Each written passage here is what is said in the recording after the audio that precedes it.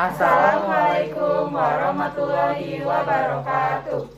Kami dari kelas 12 MIPA 3, dalam video ini kami akan mempraktikkan dan menjelaskan tentang hukum jual beli dalam Islam untuk memenuhi tugas praktikum pendidikan agama Islam yang dibimbing oleh Bapak Mat Soleh. Selamat menyaksikan. Ayo Bu, dibeli kimbabnya. Dijual apa nih Bu? Kimbab. Kimbab itu apa? Makanan khas Korea gitu. Boleh dilihat nggak kayak gimana? Bentar.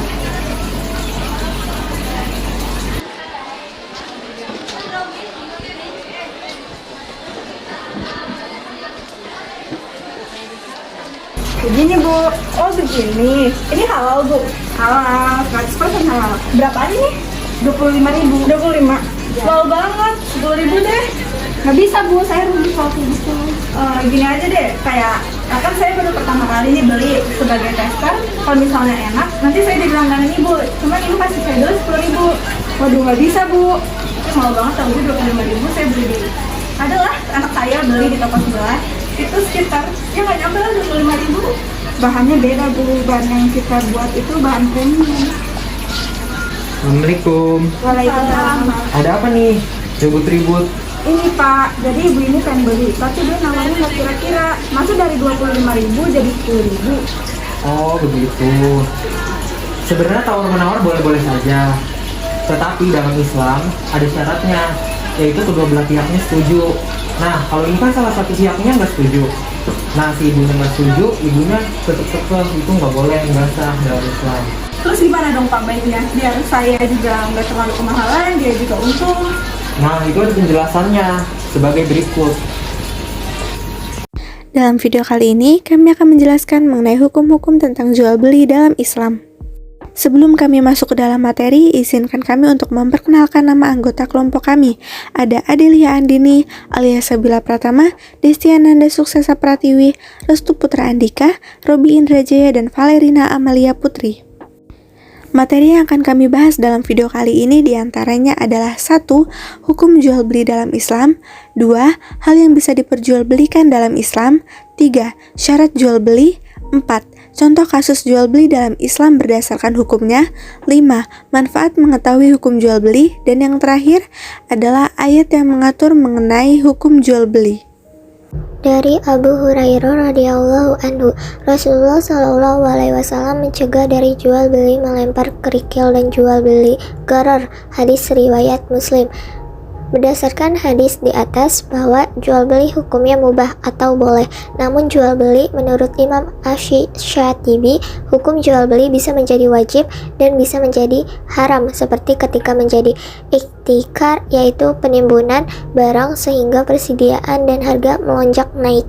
Apabila terjadi praktek semacam ini, maka pemerintah boleh memaksa para pedagang menjual barang sesuai dengan harga di pasaran, dan para pedagang wajib memenuhi ketentuan pemerintah di dalam menentukan harga di pasaran, serta pedagang juga dapat dikenakan sanksi karena tindakan tersebut dapat merusak atau mengacaukan ekonomi rakyat.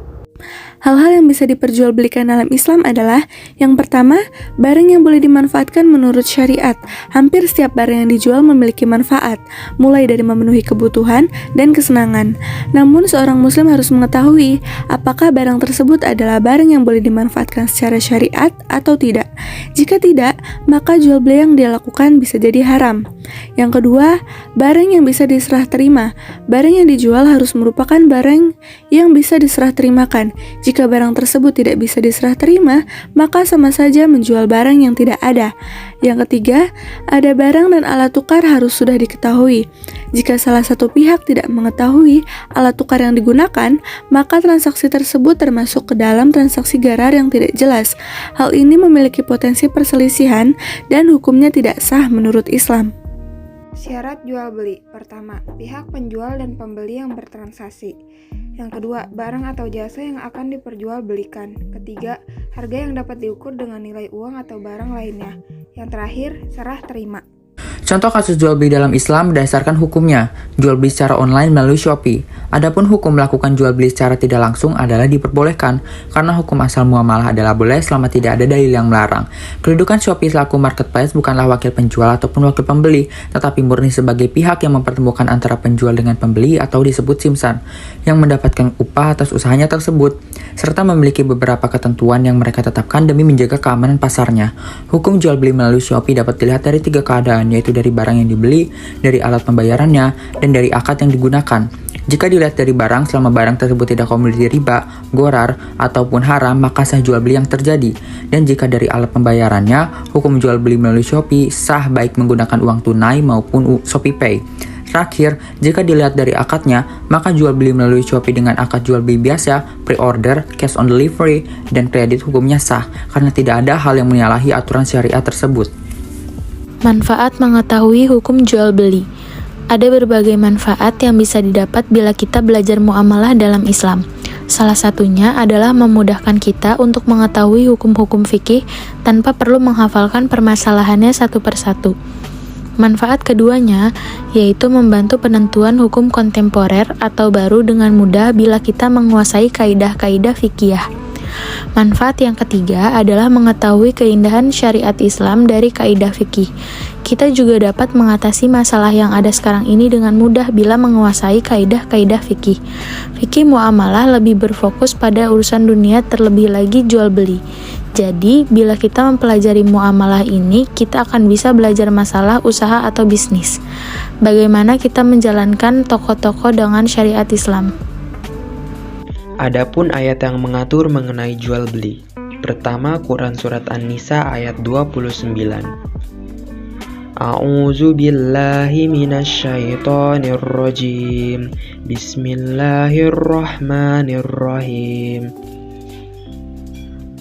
Ya ayyuhallazina amanu la ta'kulu amwalakum bainakum bil batili illa atakuna tijaratan atarodim minkum wala taqtulu anfusakum innallaha kana bikum rahima.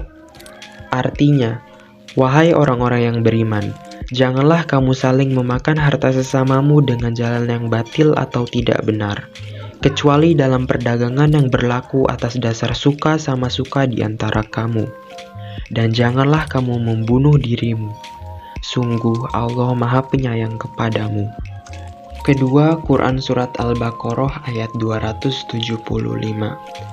A'udzu billahi minasyaitonir rajim. Bismillahirrahmanirrahim. Allazina ya'kuluna ar-riba la yaqumuna illa kama yaqumul ladzi yatahabbatuhu asyaitanu minal mas. Zalika bi'annahum qalu innamal bai'u mislur riba